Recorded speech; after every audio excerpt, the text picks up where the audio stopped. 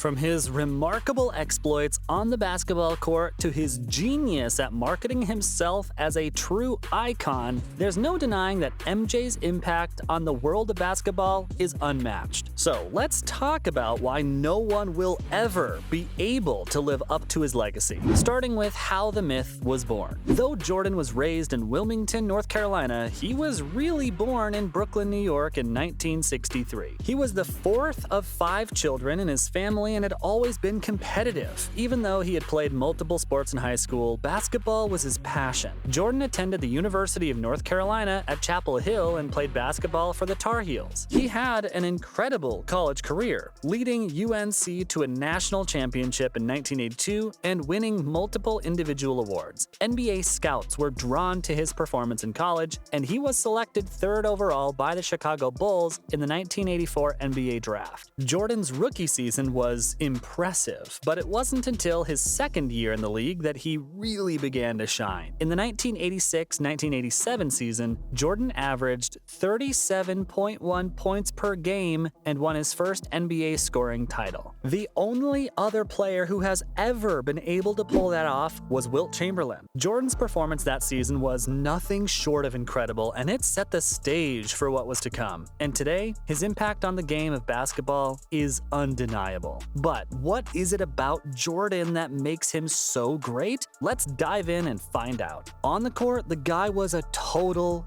beast. He was the kind of player who could take over a game and make it look easy. Jordan revolutionized the game with his incredible athleticism and his ability to score from anywhere on the court. The man popularized the slam dunk and made it into a literal art form. But it wasn't just his skills on the court that made Jordan great. He was also a master at marketing himself. The man knew how to sell himself and his brand. He had the iconic Jumpman logo, his own line of shoes, and had even starred in a movie. The GOAT was a pop culture icon, not just a basketball player. In fact, we could even say that Michael Jordan's self-marketing and his partnership with Nike is a big part of his legacy. But the question is, how did it all start? Well, back in the 80s, Jordan was still a rookie in the NBA, and Nike was a relatively unknown company in the basketball market. Their competitor, Adidas, was dominating the market at the time, and so Nike was looking for a way to break in. Enter Peter Moore, the lead designer for Nike's basketball division at the time. Moore had the idea to create a shoe that would reflect Jordan's unique style of play and personality. He presented the design to Jordan, and the Air Jordan was born. And let me tell you, that shoe was unlike anything else on the market at the time. So naturally, Jordan loved it and agreed to wear it on the court, even though it violated the NBA's uniform policy. But it wasn't just the shoes that made the Air Jordan brand so successful. It was the marketing behind it. Nike launched a series of ads featuring Jordan that showcased his incredible athleticism and personality. The Be Like Mike campaign became a cultural phenomenon, inspiring kids all around the world to be like their hero.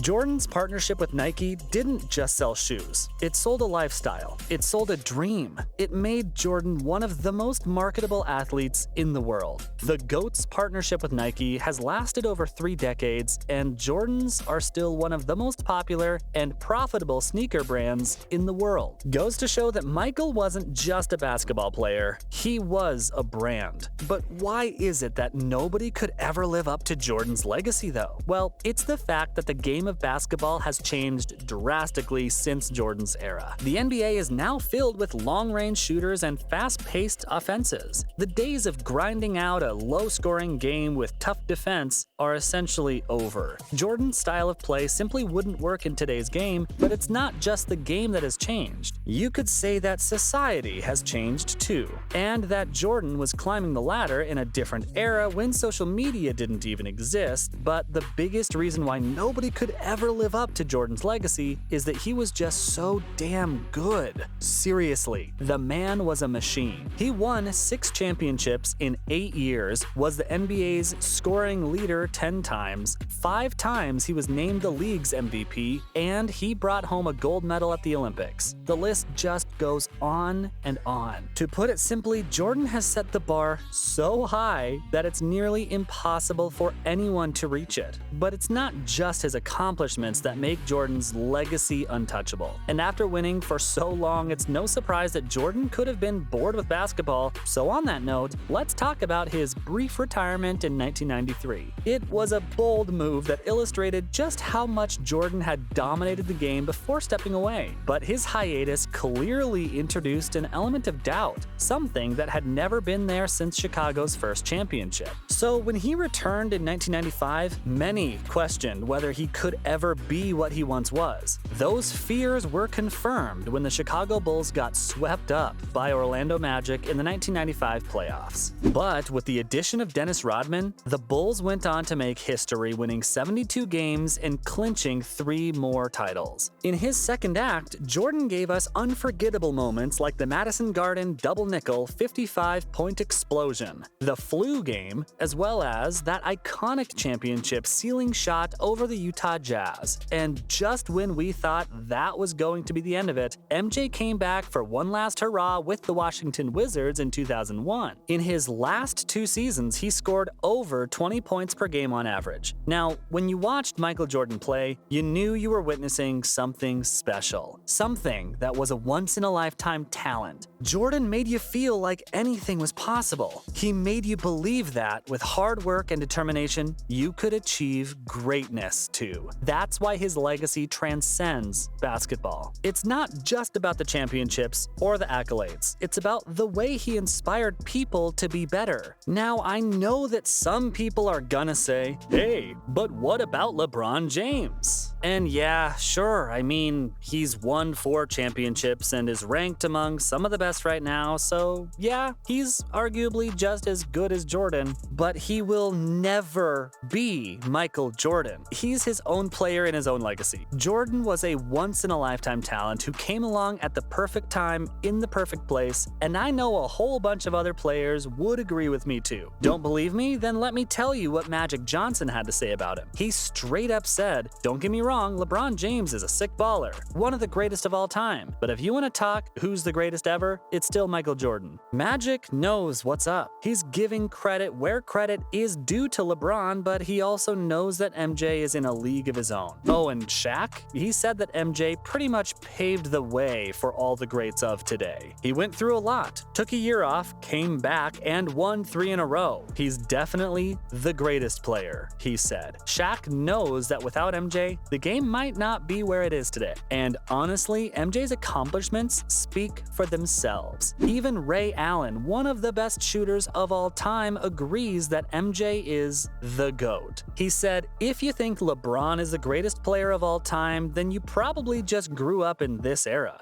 According to Ray, MJ had the league in a chokehold, and everyone feared him because he was unstoppable. So, when some of the greatest players of all time are giving MJ props like this, you know his legacy is legit. On that note, this has been why nobody can ever live up to Jordan's legacy.